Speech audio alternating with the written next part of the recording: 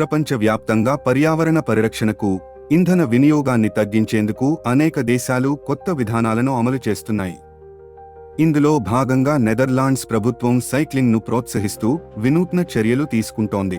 ఉద్యోగులు కార్యాలయాలకు సైకిల్పై వెళ్లేందుకు ఉత్సాహపరిచేందుకు వారి ఆదాయపు పన్నులో కిలోమీటర్కు $0.22 మినహాయింపును అందిస్తోంది.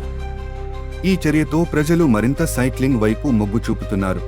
నెదర్లాండ్స్ జనాభా కేవలం 1.7 కోట్లే ఉన్నప్పటికీ అక్కడ సైకిళ్ల సంఖ్య 2.3 కోట్లుగా ఉంది.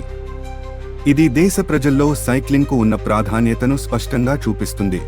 అంతేకాకుండా డచ్ ప్రభుత్వంలో పనిచేస్తున్న 11 ప్రముఖ కంపెనీలు తమ ఉద్యోగులకు సైకిళ్ల కొనుగోలు కోసం రుణ సౌకర్యాన్ని కూడా అందిస్తున్నాయి. ఈ విధానం వాతావరణ కాలుష్యాన్ని తగ్గించడంతో పాటు ప్రజల ఆరోగ్యాన్ని మెరుగుపరిచే గొప్ప మార్గంగా నిలుస్తోంది.